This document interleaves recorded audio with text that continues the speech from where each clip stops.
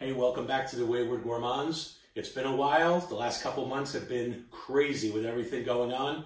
But just before 4th of July, one of the favorite condiments that you're probably going to wind up using is barbecue sauce.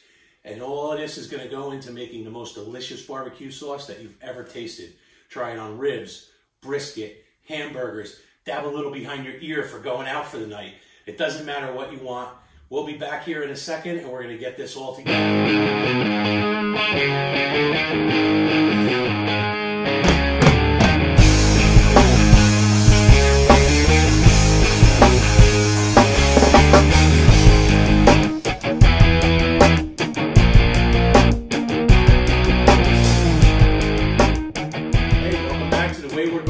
This is Keith, and this is Keith, and we are back together for another video. It's been a while, like I said, but today we're going to be making Jack Daniel's barbecue sauce. It's absolutely fantastic. You can put it on anything.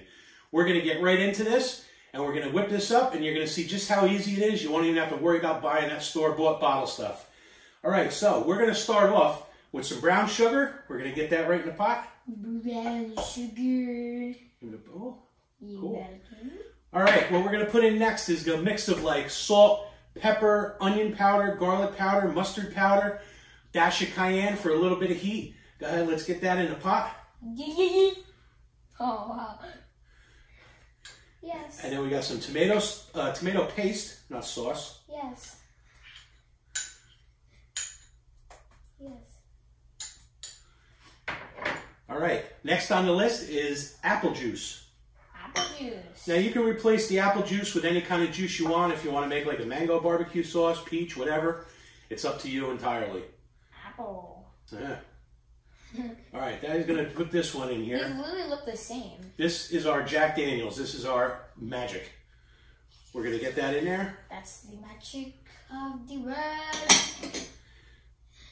Next is agave syrup. You can also replace this with honey if you want. This is like a sweetener.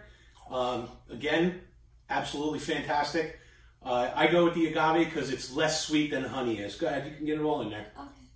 It keeps going on the side and trying to splash like everywhere. Well, that's all right. You can't make an omelet without breaking some eggs. There's so much water we need. All right, next up, we have apple cider vinegar. Come on, let's get that in there. This? Yep. Okay. It's a lot of liquids. Oh, that kind of feels like pouring slime. Yeah, I think I got two of them mixed up. I think that was the agave, and the one before was the apple cider vinegar. It's fine. It's all going in there at the same time. Like I said, it's all going to be in the list below. They're about the same shade, so hey, I'm not a pro. We're here making this for you. We like it. Stop dripping! Just right, be you're good, done! Okay. You think that one was hard?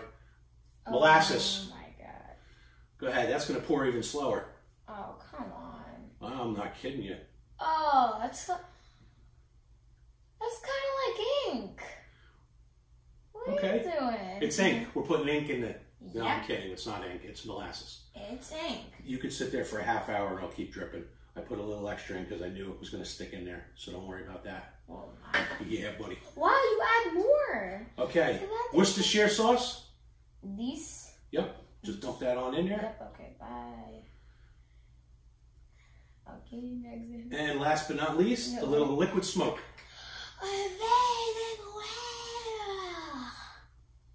Oh. Whoa. That's kind of cool looking. The heck? It's like an orange whisk. We're going to break it up and we're going to get this whisked up. Whisked. Little tongue twister there. I'm going to get this whisked up and then I'm going to get this on the stove. We're going to bring it up to a simmer and we're going to let it go for about 45 minutes until it's nice and thick. We'll be back shortly and I'll show you what it looks like after it's done cooking.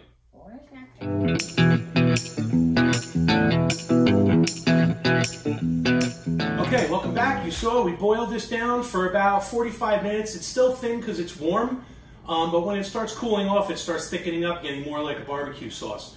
Now, we put it in some bottles, some mason jars. You're going to want to put this, leave this in the refrigerator overnight to cool down, and just everything will kind of, mesh together.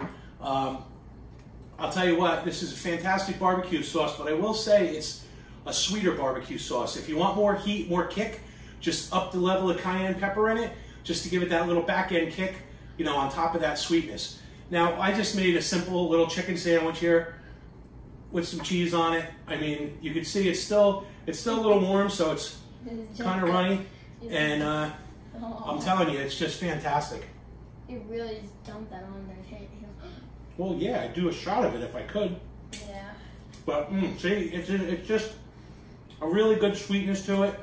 And it's got a little tiny tang on the back of it. But like I said, if you want to pick up on that, you add the cayenne pepper to it. It works out fantastic. All the amounts are going to be in the description below. Again, you can switch up the alcohol if you have a different bourbon that you prefer. Or if you want like one of the flavored bourbons, like the honey bourbon or something like that. Or if you like some other kind of liquor if you want to put in there. It's all entirely up to you. Like I said, you can switch up the apple juice for a different kind of juice and everything like that. But just if you stick to the format of all the other ingredients and you switch it up with the juice and the liquor, you can have a bunch of different combinations. It's all entirely up to you. Anyway, I want to thank you very much for coming back to the Wayward Gourmands. Again, all of the description below is going to contain all of the ingredients, cook times, and everything like that. This is Keith, and Keith, thank you very much for coming back. If you like the video, hit like and subscribe right down below in the corner. Catch you next time on the Wayward Gourmands. You both have the same name.